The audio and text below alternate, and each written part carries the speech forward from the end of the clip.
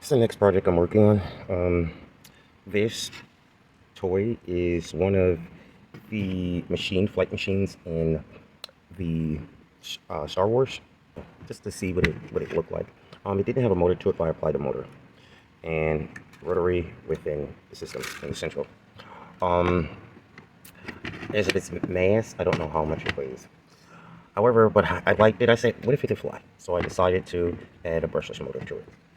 On the other hand, I have the I had to copy the shape, and I used a film from a display monitor, and I applied the shape over it and shaped it by not by measurements, I just cognizance. And what I did was I add magnetic suspension coils localized on it, and I'm running a linear motor, so for suspension to move forward. So I'm doing it like a magnetic river. However, the screw points within the magnetic suspension coils, I'm going to attach these two parts. I'm going to attach aluminum at the bottom. They have screw points to where I can attach a piece of aluminum at the bottom sheet and enable to repulse away from the aluminum. However, but the aluminum is going to be coupled to it and move up in the air in linear motion forward, try to escape from the aluminum. And that is like self-suspension or diamagnetic repulsive self-suspension. I have rotaries here, which I'm going to use is with permanent magnets localized on top of it, so I could synchronize the induction coil. I'm going to be using MOSFETs and Hall effect sensors, and another portion that I'm going to be using is something different, which is a pelletier module. I'm going to make this a bypass so that I can cause, I'm going to phase it at one end and leave the other end to bypass within the induction coil. I'm going to also bypass the phase point, the second junction, which gets colder, to the capacitor. I'm going to bypass it by a capacitor and a single phase rectifier. And that will keep it going one direction and not synchronize it back into the unit. I also going to add a resistor and a MOSFET combination together for amplification of hertz. So the idea is to try to get it at least above 20 to 40 hertz and reciprocal hertz. We're going to use also a passive crystal oscillator and an active crystal oscillator within the system. So to use as a bypass junction, so I don't cause heating of the coils.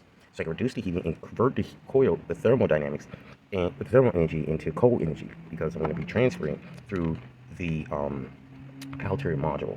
Well, the synchronous phase point will enter with either up or down, and the thermocouple will phase one part to get cold and the other part get hot. So what's going to happen is one of the phase points, the output, is going to move the electrons in a cold, and one of the phase points for the first junction is going to move it to the heating. Now, when transferring and converting the phase point of the other end in the bypass of the induction to the capacitor, the electrons have time to slow down in momentum and to actually increase in speed and momentum because they're being synchronized. So it does not enable the induction coil to increase in temperatures. So relaxing, giving space for the electrons so they don't have to be crowded, moving like a train in linear motion through the Helix coil, which I have here. So that the bypass and with thermocouples series to the induction will cause the colder side on the second junction to be very cold. So I plan to use that for the winding coil induction and electromagnetic suspension. So that I don't have to burn out my coils. And I'm also going to be using permanent magnets. I'm going to put permanent magnets at the tip.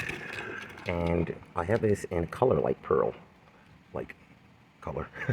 And I'm going to add more coil. So there will be more coil. We operate as a transformer, synchronous transformer, AC. And the metallic bond from between one and another will not send directly to phase the coil, but I will make a thermocouple to phase between each synchronous bus. Current carry. So, try my best. I'm going to add also the permanent magnets, which will be sitting out here. Whereas the winding coil energy, the reason why I have a face here, because if I put another flap to extend it with permanent magnets on both sides, if the winding energy winds this way for the right hand rule, it will turn this way. The back part where the permanent magnets will be localized. If the winding energy turns this way, it will turn this way. So that will be like my wingspan when moving in space as far as the motion of the blade. I don't know too much about aeronautics, engineering, and electromagnetics, but hey, I'm working on trying to get it correct. Rotary here will have to be really like a drum fan, actually a blower wheel, and that will be it will be at probably about 3 inches from the system, so that will enable the rotation.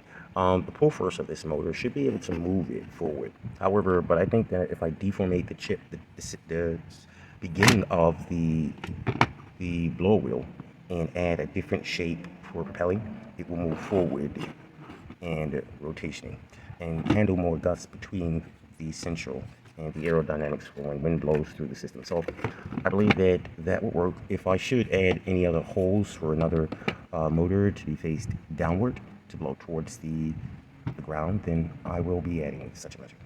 My name is Jermaine Morton, and have a nice night, and goodbye.